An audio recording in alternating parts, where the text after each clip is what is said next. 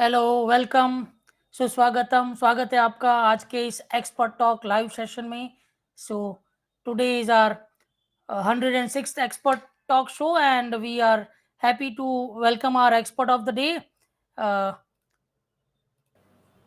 MP Sridhar. Thank you. Welcome on the show, Mr. Sridhar.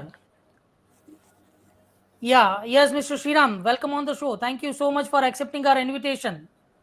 Thank you, Vipul. Yeah, can you hear me audible, sir? Yeah, you're very audible and very clear.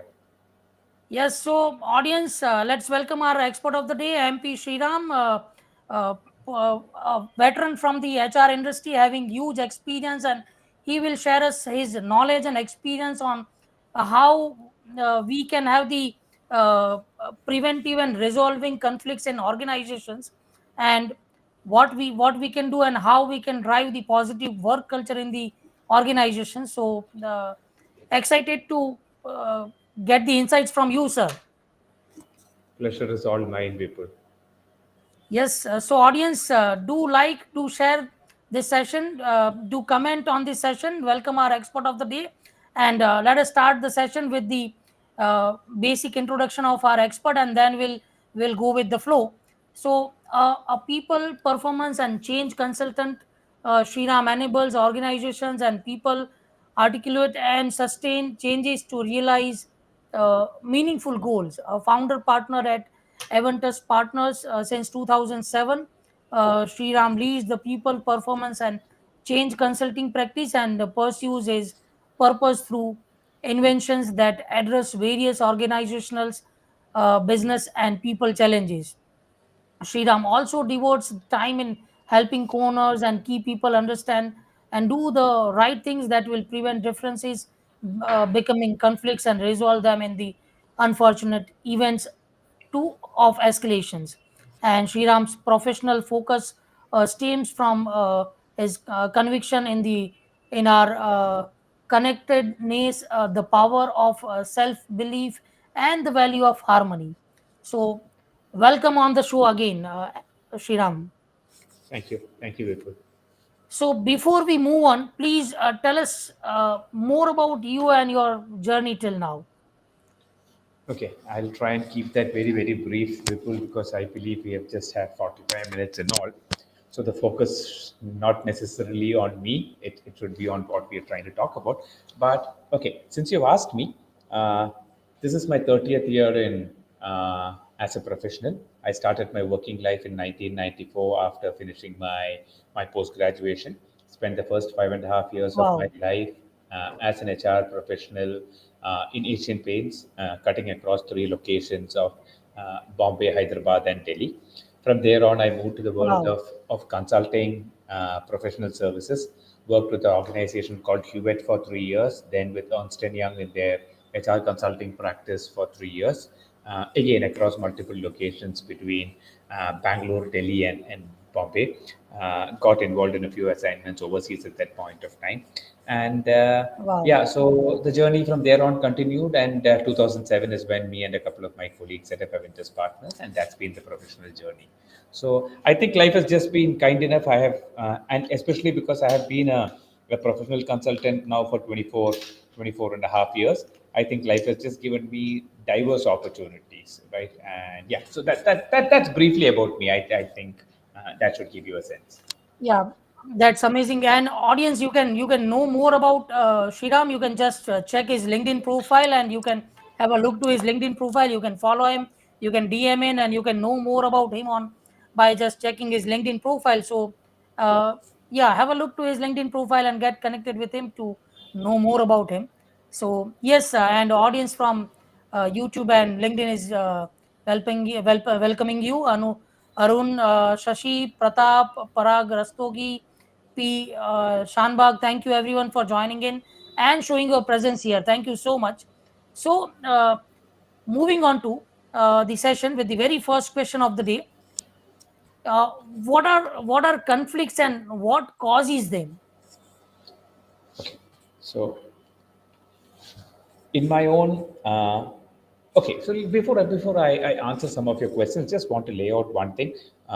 Whatever I am sharing with you are principles that I have evolved over a period of time. Uh, they don't necessarily have to have any, they don't necessarily have a research backing. They are based on my own personal experiences, right? I just want to qualify that. So it's not based on any specific academic research. It's based on more professional experience that I have come out with some of these guiding principles which I use in my life. So what are conflicts and what causes them? Uh, I think fundamentally we are all unique individuals, and I think that uniqueness of each one of us as individuals is what causes us to be different. And if I have to classify it, we are all different in two broad ways. We are different in terms of our worldviews, and we are also different in terms of the kind of people that we are, in terms of our own personalities. What are worldviews? Worldviews are nothing but our very, very deeply held beliefs. These could be our conscious beliefs, these could be our subconscious beliefs. These are assumptions that we make about the world based on our own experiences. So some of these assumptions could be true, some of them could be false, but that doesn't really matter. What really matters is that these worldviews, these deeply held beliefs and assumptions shape our own thoughts, and more importantly, shape the way that we act, and they shape the way that we interact with the world. And I think these differences in worldviews is essentially what causes differences among all of us. So many of us who would have read Stephen Covey, he has a quote which has caught my attention in this context. He says, we see the world not as it is, but as we are conditioned to see it, right? And that conditioning is essentially our worldview. So that is one source of differences that is there. Second source of differences as human beings, differences as personalities. So while there are different theories of personalities, I'll just use one theory to help us understand how we are different as human beings in terms of our personalities. Many of you might be familiar with the theory of MBTI, but I think that helps us understand personalities in the context of differences and conflicts. So there are four dimensions in which we differ in our personalities. Dimension one is the way in which we interact with the world. Right now, when I mean the way in which we interact with the world, it's the way in which we take in information. It's the way in which we communicate with people, and it's the way in which we develop our thoughts and ideas. So we have one set of the world of people who prefer to draw their energies from the external world, who prefer to communicate face to face with people, and who prefer to develop ideas in communication and in conversation with people. Whereas we have a different set of people, right, who have a different personality. They draw their energies from their own internal worlds, right? They prefer to communicate not possibly by talking, but by having very, very clear, crystal clear ideas that they are able to put together in writing. And they also are not comfortable in terms of talking to about unbaked ideas, right? So they actually have to work out ideas in their heads concretely before they can share with the world. So I'll just give you one example in terms of how does this play out in terms of conflicts, right? In specifically in organizational context. So let's say me and Vipul are two team members who are working in the same department, same team. Vipul belongs to category number one. He likes to develop ideas by talking them through. Sriram belongs to category number two, where Sriram likes to only discuss ideas after he is completely thought through. So Vipul might call Sriram for a brainstorming discussion because Vipul has a problem, and Vipul wants to resolve the problem, and he wants ideas from Sriram. Sriram thinks this is a complete waste of time because Vipul is coming out with very half-baked kind of information. And Sriram does not really have anything to share because Sriram has not formulated thoughts clearly in his head. Sriram will only share it once he's clear in his own head. Sriram thinks this is a complete waste of this time, this 1 hour meeting that he is spending with Vipul. Vipul might believe that Sriram is withholding information. Why is Sriram not communicating? I am asking Sriram for help, and Sriram is not sharing his thoughts with me. Right? So, difference in terms of our personalities. I'm just giving you one dimension. Right? So, there could be multiple dimensions in which we are different in terms of our personalities. So, fundamentally, conflicts are caused because differences escalate, right? So if you are able to understand differences and if you are able to manage those differences, we should be able to manage conflicts. So quickly to sum it up, I will say we are all different as human beings because of our differences in worldviews as well as differences in our personalities. right? And that at many a time is the root cause of conflicts. So yeah, I hope that gives you some perspective.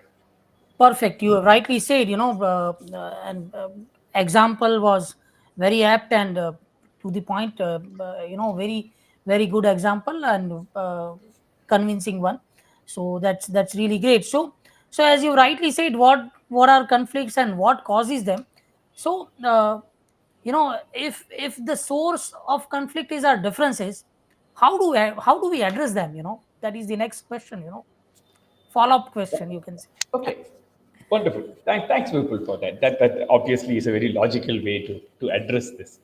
So, if we are fundamentally different, what should we do about it, right? So I think what we should all do about it, right, and we all do that in some way or the other, but if we were to look at that in a more systematic fashion, it's just a very simple two-step process. One, make a very conscious effort to understand ourselves more deeply, understand our own beliefs, understand our own worldviews, understand the values, and understand what is it that fundamentally shapes us.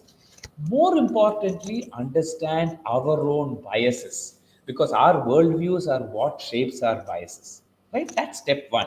Step two is make a conscious effort to understand the worldviews of others, right? Including their own deeply held beliefs, values, as well as their biases. And let me explain this to you again with an example. I think that will help us understand this better. True. So, a very commonly held worldview in the world of work, right? Specifically in the world of work, many of us are hiring managers, and all of us as managers end up hiring.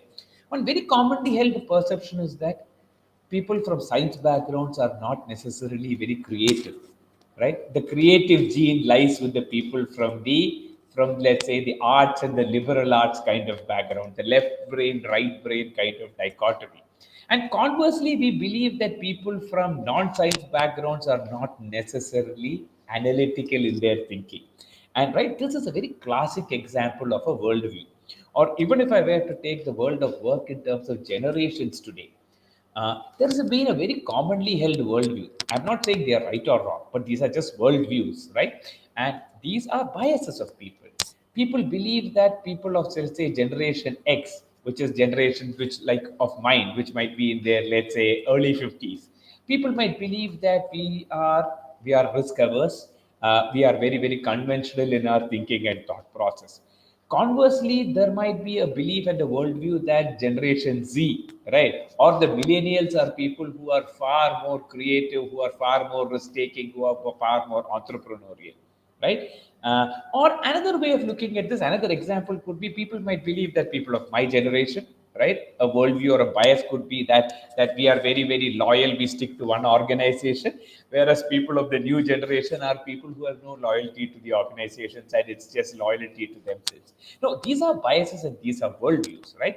And if we make an effort to understand our own biases, if we make an effort to understand our own worldviews, right, and also make an effort to understand how we differ in terms of personalities, I think that could be the first way, right, or the first step for us to look at understanding our own differences so that we are able to minimize the probability of these differences becoming conflicts.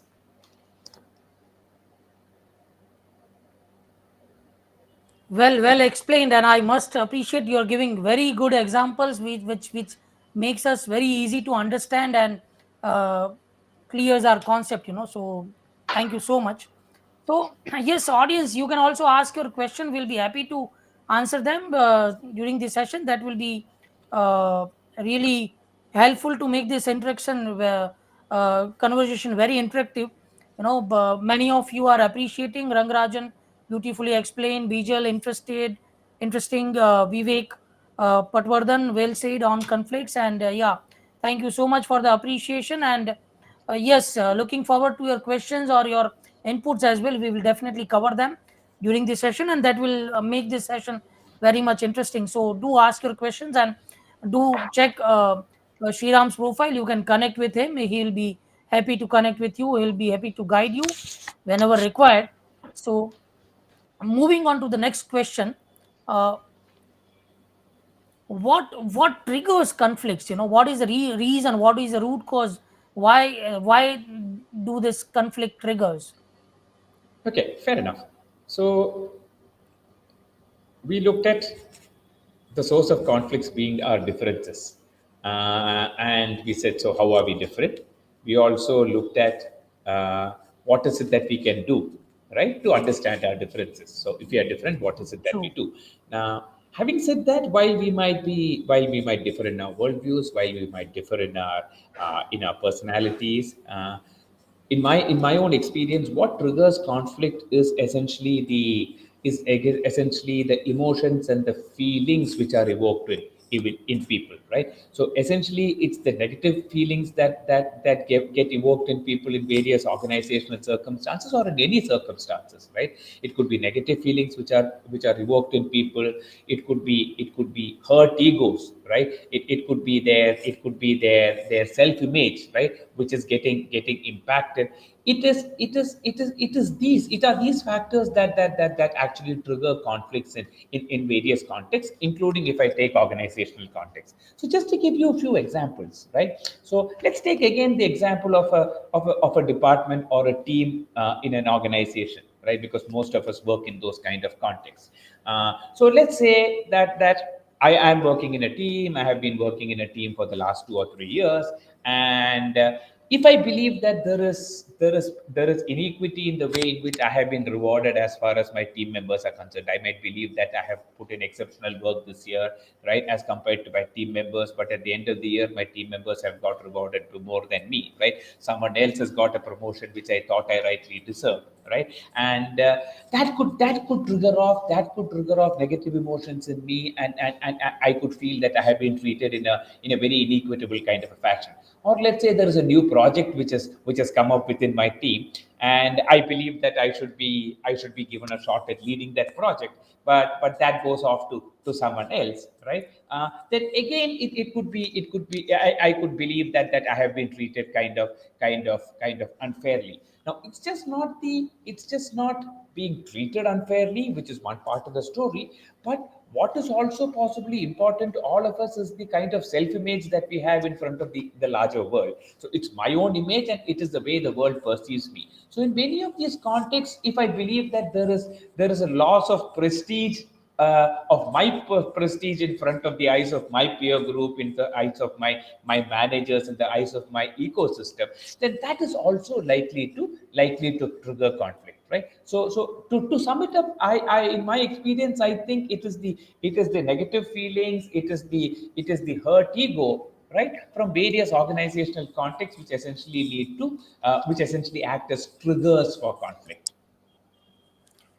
Well explained, very well said. So, yeah, here Prachi is also adding upon that unconscious biases makes us judgmental, and we don't look at things as they are. We look at things as we want to look at them. So we perceive things as per our conviction. So that is rightly said. Thank you, Prachi, for adding upon. And one question from Sankar Padmanabhan. He is asking that tips to handle boss politics. How we can handle it? Okay, wonderful. So, Shankar, if you mean boss politics, I am assuming that you believe that the boss is treating you unfairly, and the boss is possibly not giving you what you deserve. Now, let's assume a situation wherein you believe that your boss is not treating you fairly. Uh, I think what you could possibly do, and I think, let's assume for a moment that you feel that you have been unfairly treated. The first step that I would encourage you to do, is to have an open communication with your boss. Let your boss know, or at least make an effort. So, in your own eyes, you believe that your boss is playing politics. The first step that I would encourage you to do is, even without making an assumption as to the fact that the boss is playing politics, it's possible that's the way you're looking at it. It's can you make an effort to understand why is it that the boss is possibly behaving the way he is behaving? There could be a set of circumstances, there could be a set of factors that are making him behave the way he is behaving. And if you genuinely possibly make an effort to reach out to him, have a conversation with him, and understand where he is coming from, then it's possible that your own worldview about the context can possibly change. It is also possible that by having that conversation, you are able to communicate to him the way you feel. You are able to communicate to him the your own worldview in terms of where is it that you are coming from, why is it that you're possibly feeling that you're possibly being treated unfairly, and that could possibly start the process of both of you getting a better understanding of each other, getting a better understanding of where both of you come from, and it could pave the way for a resolution. It could pave the way for improvement in the situation, and one thing could possibly lead to the other. So I would say making an effort to understand his context, where he is coming from, and having the opportunity to explain how you feel and what is it that you feel about the whole context can start the process of having a genuine conversation is what I would suggest. Very well explained. Yeah, great, great. Yes, Shankar, hope you got the answer. Uh, so the next question is, here Sudhir TS is also adding upon. Let me show up that. Before that, Sandeep is appreciating useful session. Thank you for the appreciation, Sandeep. And Sridhar is also having some points to add. Let me show that in a while. Yeah. Sure.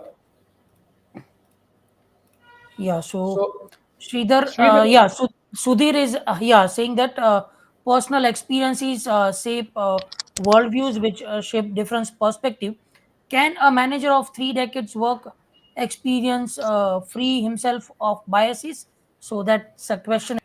In fact, so hi Sudhir.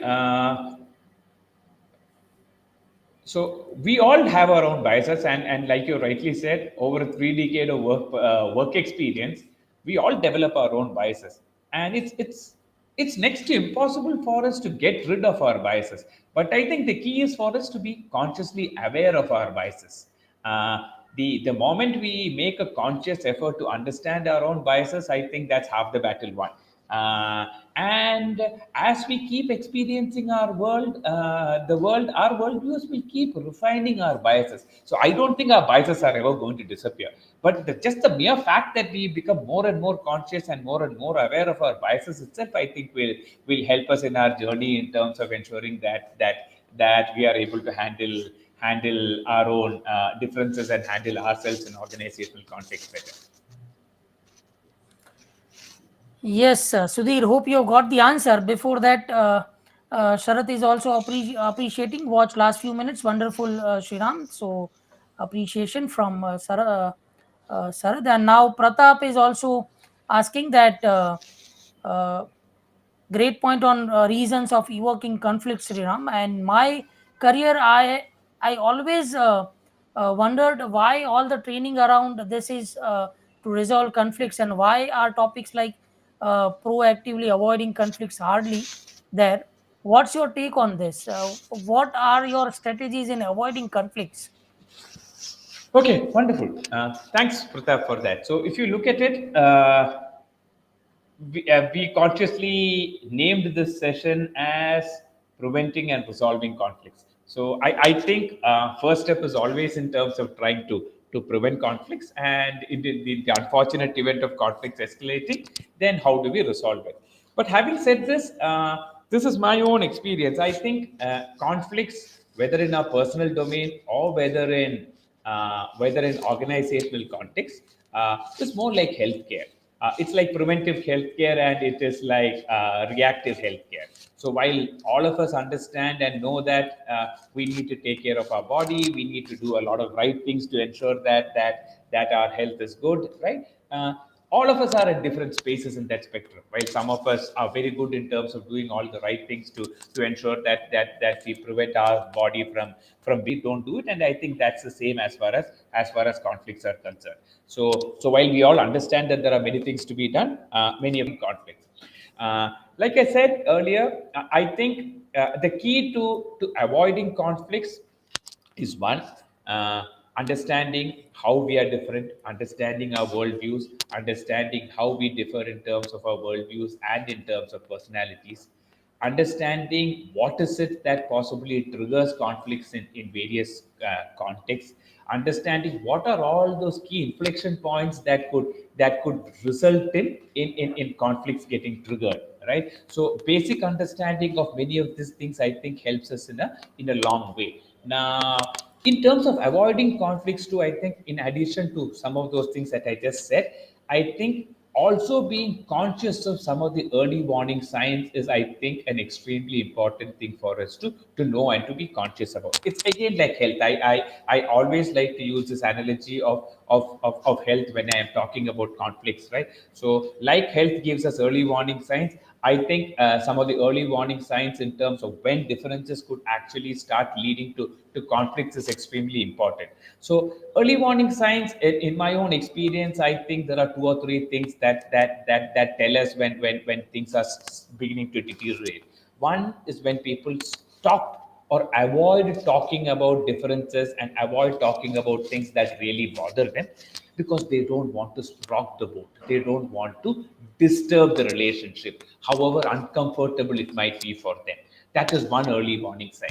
Early warning sign number two could be when people stop discussing differences, when they stop airing issues that really bother them because they believe that talking about it is really not going to make any difference, right? So it's like a fait accompli. They believe that talking is not really going to help, and that is early warning sub sign number two.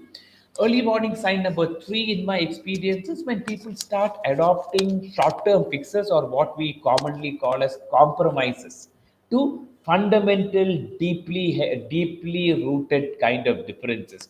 So I think the more we are sensitive to some of these early warning signs, I think the greater it would be easier for us in order to ensure that these differences do not escalate into conflicts. So my entire approach and philosophy has been differences are always going to be there. How do we manage these differences well so that they do not escalate into conflicts? Even in organization kind of context, there are two, three things I think that we need to be consciously doing in order to ensure that differences don't escalate, in order to ensure that people don't feel that they are being unfairly treated.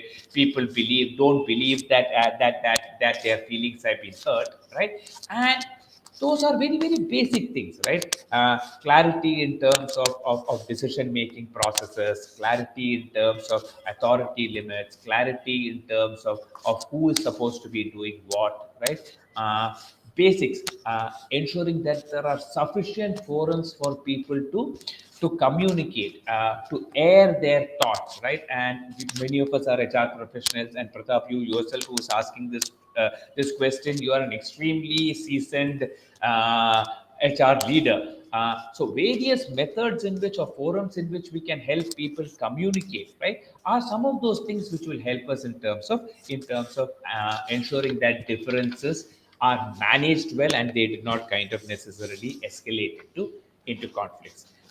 Training for managers is also extremely important because I think they play a very very critical role. So while as managers and leaders we might be able to do a lot of these things that I spoke about, at the end of the day, if managers do not acknowledge feelings of people, if man, in spite of having forums to communicate, when people communicate the way they feel, even people communicate the fact that they might be feeling unfairly treated, when people might feel that they have lost power and prestige in front of their peer group as well as in front of their colleagues, in spite of that, if managers do not acknowledge some of these feelings, if managers do not acknowledge what their people are going through, or they dismisses of many of these concerns of their people and they dismiss of these feelings of their people without going into the root of what is giving rise to those feelings, then again we are laying the fertile ground for these differences becoming conflicts. So these are some of those things that I would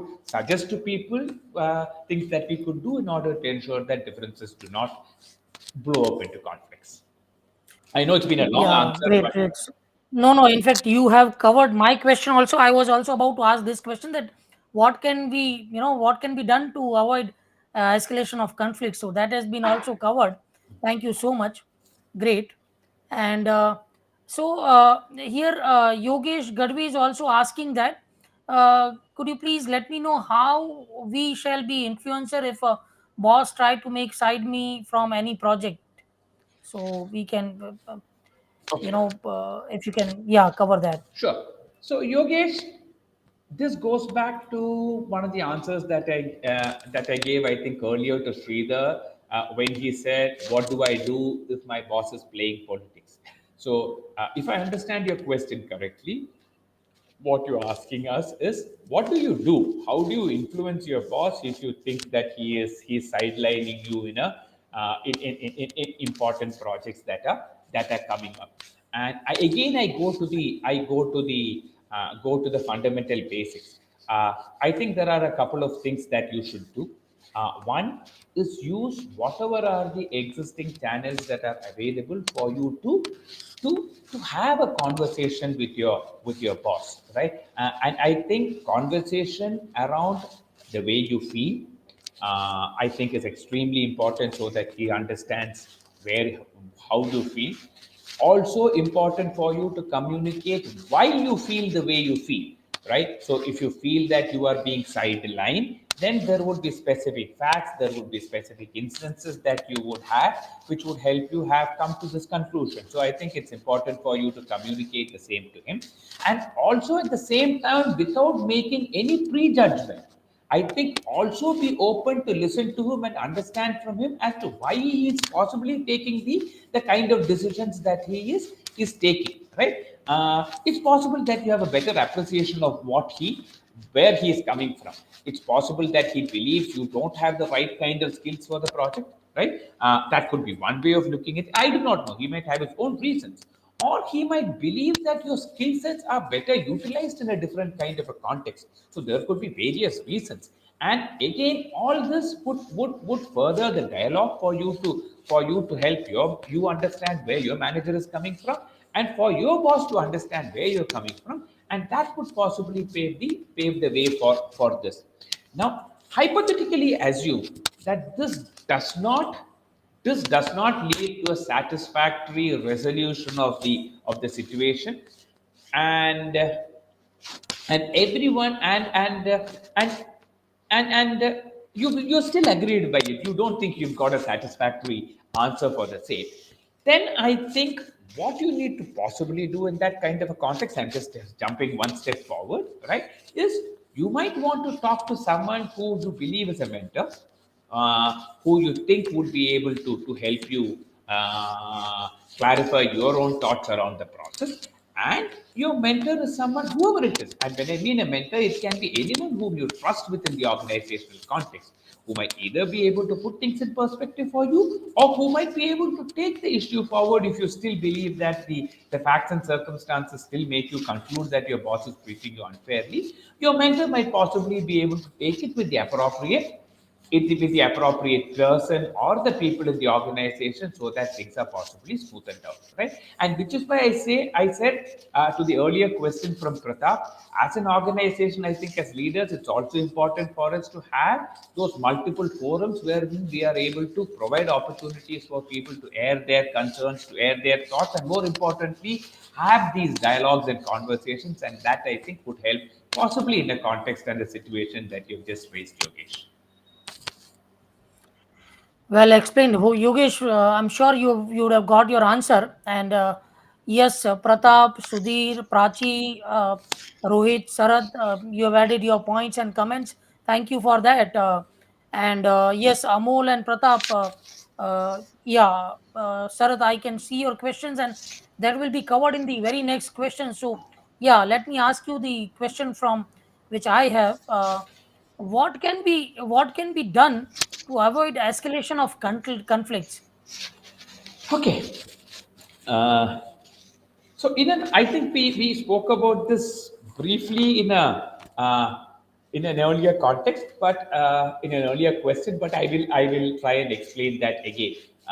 In an organizational context, I think there are two or three things that we can do to avoid escalation. In addition to all that we've spoken about earlier, One I think is like I said, clarity in terms of organizational processes, right?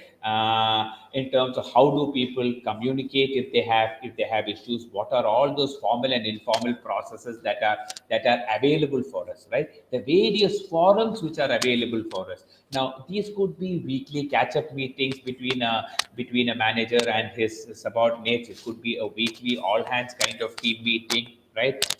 It could be skills that we are imparting to people to do this in a manner in which it's the right way of doing it, right? They could be pre-scheduled kind of retreats which happen once every 3 months, once every 6 months, kind of thing, wherein people are able to informally interact, so that in informal settings there are various ways in which people can communicate. You could have anonymous kinds of processes like the multi-source feedback kind of processes wherein people are able to communicate, right? So you could have various forums wherein people are able to communicate, and that I think would play a significant role in terms of escalation of conflicts. Because like I said, fundamentally differences escalate into conflicts because people believe that they have been treated unfairly, or people have limited perspectives in terms of what is going into various decisions that are being made in the organizations that impact them. And if there is greater transparency and if there is greater dialogue around some of these things, I think that there would be we are reducing or minimizing the chances of differences escalating into conflict. And the second part of it, like I said, is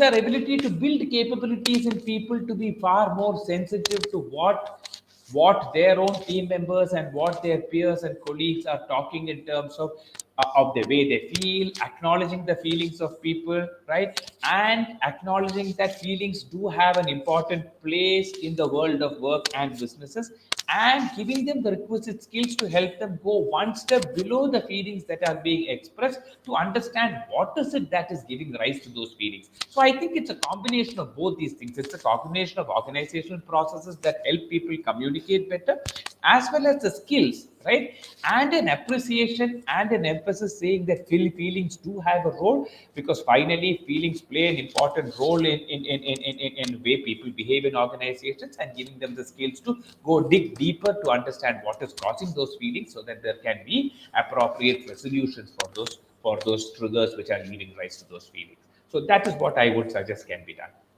Well explained. So you rightly explained कि how we can avoid the escalation of conflicts. But अगर हो जाता है, even many a times situations are out of control, and if conflict escalates, then what do we do in that scenario? How do we address that escalations?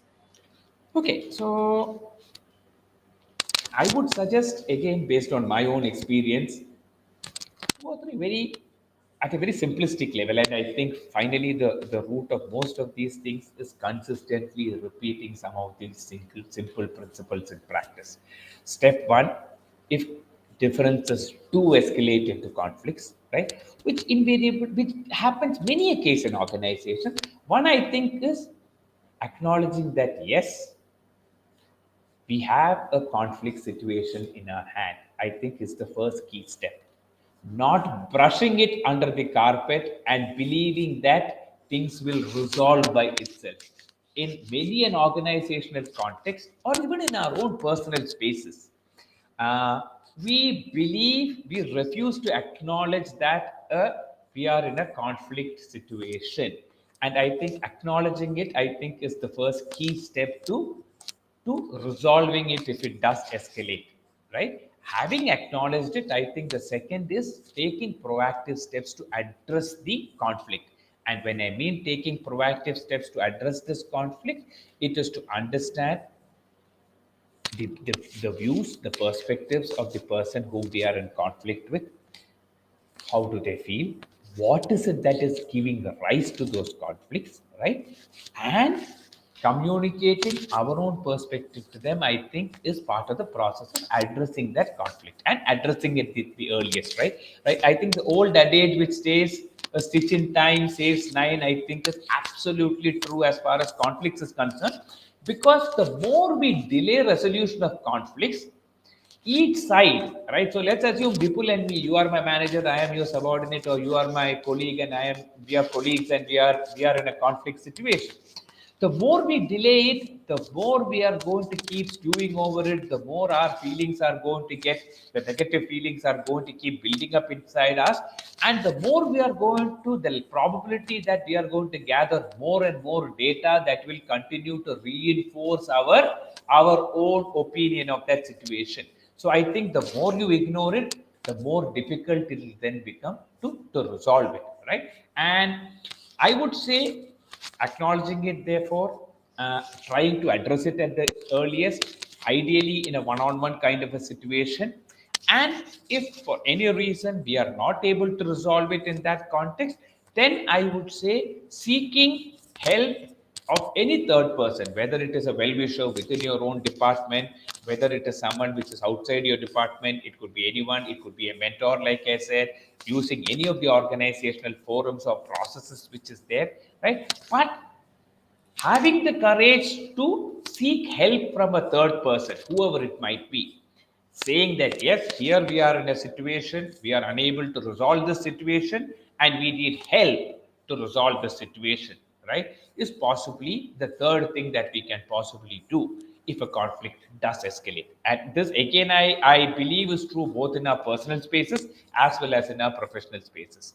And I think if we Right. are able to do that, I think we give ourselves greater probability and chance of ensuring that the conflict is resolved satisfactorily, right? And we can all continue to move on with our lives, moving Wow, it forward. great, So that's great. what I No, would wow, say. wow, great, great. Well explained. So, you have rightly said, sooner the better. As जितना जल्दी हो सके उतना conflict resolve हो जाएगा. It will be better. But basic reality is you need to accept it. That is the point. Why really, that is the takeaway. That you need to accept that there is a conflict. If you'll accept it, and if you'll go in the direction to resolve it, then you can definitely do that. So, you have, as you rightly said, sooner the better, and by acknowledging we can resolve it. So what one of the last question from my end, and before that, audience, you can also ask your question if you have. Pratap, thank you for the appreciation, excellent points. Thank you, Sriram. And Yogesh is also appreciating. Thank you so much. We are happy that you got your answers. And yeah, last call, if you have any question, then you can definitely ask it before the we get the answer for this question, that after the conflict is resolved, what happens, situation, how, what steps we should take to take the situation on a normal routine. Okay, again, I think that's a wonderful question, Vipul, right? And that's something which I think most of us ignore, and that's something which I have also learned the hard way. And now, what I am going to share with you is not gyan. It's not something which is which it comes more from personal experience, and this is something which I have tried over the years. Uh, just having worked for 30 years and having lived in this planet for 53 years now, I have had my fair share of conflicts. I have had my fair share of unresolved issues, a lot of burned, heartburns. So this has been my learning, and I have consciously tried to implement this, and therefore, what I am sharing with you is based on that. Uh, First thing is, if I had the luxury of sharing examples, I would have, but I'm just going to stay away from that for the moment. So I'll just lay that down in terms of a few very simple principles, right? One is, I would say, even after a conflict has been resolved and we move on with life, what typically happens is that we carry a lot of negative baggage in us. One, we feel very, very, pardon me for using the word, we feel very, very shitty about the way we would have possibly conducted ourselves in many of these contexts, right? So we might carry a lot of negative baggage about the way we conducted ourselves. Similarly, we might also carry a lot of negative baggage about the people or the persons whom we have been in conflict with. And whether we like it or not, we all attribute motives to the way they have behaved with us. We might have still reconciled, but we attribute motives. And therefore, the first thing that I would say is, if we really want to heal the relationship, right? And I think that possibly has to be the key goal. So after a conflict has been resolved, there are a lot of open wounds which are there in us. Some wounds might be small, some wounds might be large, some wounds might heal quickly, some wounds might take a lot of time to heal, some wounds might never heal in a lifetime. But I think the key for us is to make an effort to heal the wounds, and that I think is what needs to be our focus. So the first step to heal the wound is possibly not to attribute motives. So even if we do attribute motives, be conscious about the motives that we are attributing to people, and make an effort to understand the context, right? And what made people behave, the circumstances that made people behave in a particular manner. We might not still necessarily agree with the motives, but at least we might have a greater appreciation of the way they behave. That's one learning, right, to help us heal. The second learning for me from my own life journey has been a more spiritual take on it, which is recognizing that we are all part of one common unified whole, right? So it is that same divine energy that flows through us. And if we look at the world that way, people with whom we have been in conflict with, we might possibly be a little bit more compassionate in the way we deal with them, and that might be the second step for us to possibly heal the relationship. The third thing that I have found useful is why we might have ended up being in a conflict situation with one person, with a group, right? It can be groups being in conflict with each other. There would be more than one occasion when the other person has done something good for us, right? It could be the pre-conflict kind of a situation, or even when we were going through the conflict, there could be some things that the person has done good for us, and our ability to acknowledge that, our ability to recognize that would possibly also help us in moving forward in healing that relationship. And the fourth thing, which I think is possibly the most powerful healer to possibly heal wounds that have been caused by conflict, is actually seize an opportunity to do something useful, right? To be good to the people or persons with whom you have been in conflict in the past, right?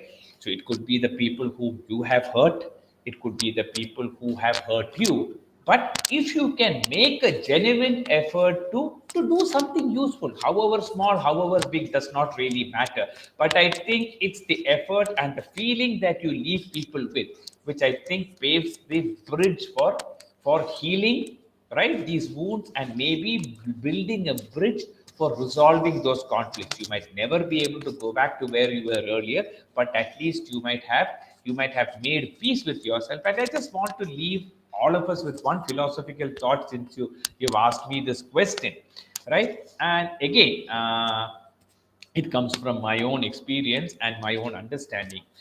I think as human beings, we all long to be at peace with the world and at peace with ourselves, right? I think that word peace is a very important thing in our lives.